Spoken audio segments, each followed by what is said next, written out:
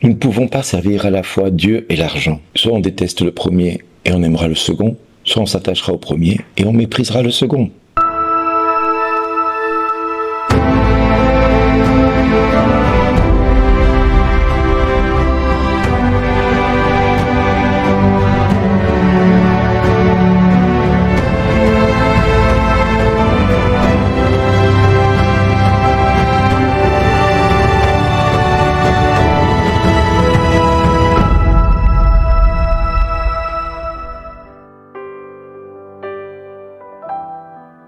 Bonjour les amis, aujourd'hui l'évangile nous parle de l'argent et de Dieu. Aïe aïe aïe aïe, un problème encore, et c'est un problème que l'Église veut dédramatiser et quelque part nous dédouaner aussi, parce que Dieu n'est pas contre la fortune ni la richesse. Dieu est la source de toute fortune et de toute richesse, mais il ne faut pas idolâtrer l'argent. Il ne faut pas se servir de l'argent comme d'un Dieu. Il ne faut pas voir que c'est le but ultime que nous devons avoir dans notre vie. Pour une simple unique raison, regardons le peuple d'Israël, comment il se comporte avec l'argent. Ils vont d'abord commencer à gérer l'argent comme un don de Dieu. Et comment font-ils? Déjà dans l'apprentissage de ce que Dieu donne et de ce qu'ils ont. Dieu m'a donné une maison, Dieu m'a donné un travail, Dieu m'a donné une épouse ou un époux, Dieu m'a donné des enfants. Ne disent pas j'ai une maison, j'ai une voiture, j'ai une épouse ou un époux, j'ai des enfants. Non, c'est Dieu qui a donné. Le verbe avoir est conjugué de cette manière-là, ce qui veut tout dire. Ils n'ont pas une maison, ils n'ont pas une voiture, ils n'ont pas un travail, ils n'ont pas une épouse ou un époux. Ça ne leur appartient pas, c'est un cadeau de Dieu. Alors si nous, enfants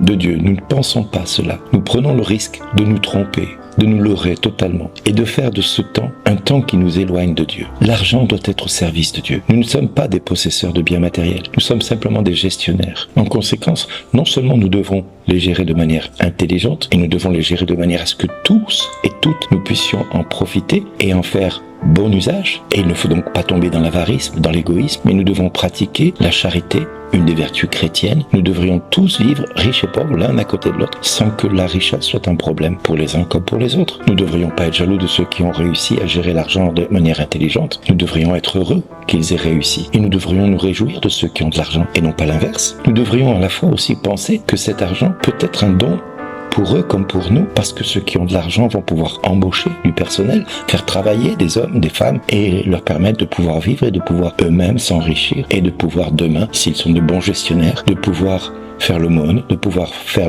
et pratiquer la charité. Oui, nous pouvons tous et toutes avoir conscience que cet argent doit être au service de tous. C'est l'usage que l'on en fait qui est un problème. C'est l'argent des riches n'est pas un problème. La pauvreté des hommes n'est pas un problème. C'est ce que l'on fait de l'un et de l'autre. Soit on est riche et cet argent ne nous appartient pas, mais il est au service de toute la communauté, de toute l'Église, de tout le peuple de Dieu et surtout au service de la parole de Dieu. Soit on est pauvre et on est attaché de manière égoïste à tout ce que l'on a autour de nous et on s'empare des petits biens que nous pouvons avoir, de peur de manquer du lendemain, alors on refuse d'être généreux à notre niveau. Vous voyez, nous pouvons être égoïstes à tout niveau. Nous pouvons être des personnes qui allons accumuler des biens matériels sans être riches et on va pouvoir s'emparer de quelque chose en disant ouais mais tu vois j'ai travaillé beaucoup pour avoir ce que j'ai. Mais si Dieu ne t'avait pas donné la santé, comment aurais-tu pu le payer? Comment aurais-tu pu l'acheter? Le monde appartient à tout le monde. L'amour appartient à tout le monde. La vie appartient à tout le monde. Personne ne l'a acheté. C'est un cadeau de Dieu. C'est un cadeau de Dieu. N'oublions jamais ce que Dieu a fait pour nous. Nous étions esclaves du péché et ça c'est la seule chose qui nous appartient, qui est vraiment notre propriété, le péché. Nous sommes esclaves de ce péché. Il ne faut pas se voiler la face. Eh bien Dieu, dans son infini amour, n'a pas jugé digne de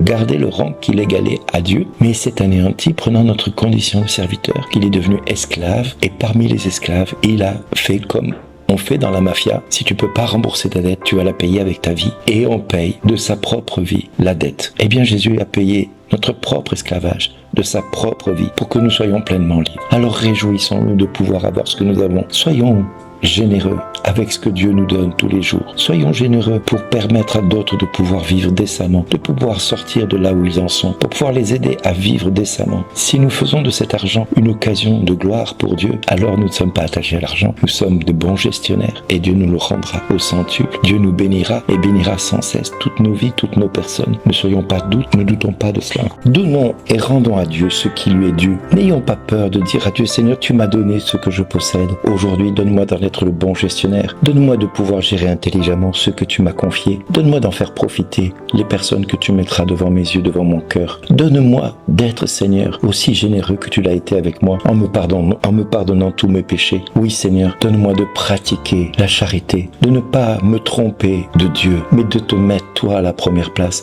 d'être toi le sujet de ma joie. Oui, Seigneur, apprends-moi à être généreux, apprends-moi à donner, apprends-moi à ne pas m'attacher aux choses que j'ai dans ma vie, pour m'attacher qu'à toi et à ta sainte volonté dans ma vie. Oui, Seigneur, aide-moi, assiste-moi, viens au secours de mes faiblesses. J'ai tellement peur, Seigneur, de faire de ce que j'ai aujourd'hui une idole. Libère-moi de toutes mes idoles, quelles qu'elles soient, que ce soit ma maison, que ce soit mon travail, que ce soit mon épouse ou mon époux, que ce soit mes enfants, que ce soit ce que j'ai sur mon compte en banque, que ce soit tout ce que j'ai pu recevoir de toi comme don. Permets-moi de ne pas m'y attacher plus qu'il ne le faut, mais d'en être le bon gestionnaire, là où tu me demandes de l'être. Oui, Père, au nom de Jésus, apprends-moi à être généreux, parce que, Seigneur, Saint Paul nous dit, à semer trop peu, on récolte trop peu, à semer largement, on récolte largement. Que chacun donne comme il l'a décidé dans son cœur, sans regret, sans contrainte, car Dieu aime celui qui donne joyeusement. Et le Dieu qui est assez puissant pour nous donner toute grâce en abondance, afin que nous ayons en toutes choses et toujours tout ce qu'il nous faut, et même que nous ayons en abondance de quoi faire toutes sortes de biens. L'Écriture dit en effet de l'homme juste, il distribue, il donne aux pauvres,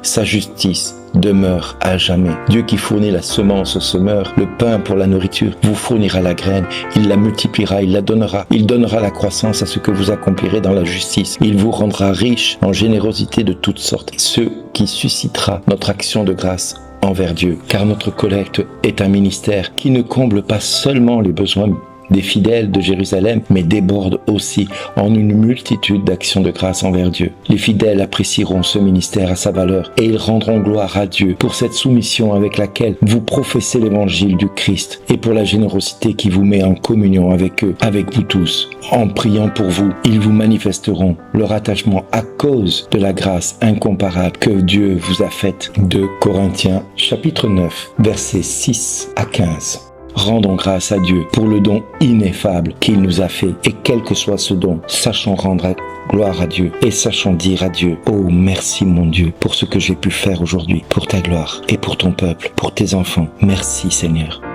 Et à chacun de vous, merci d'exister.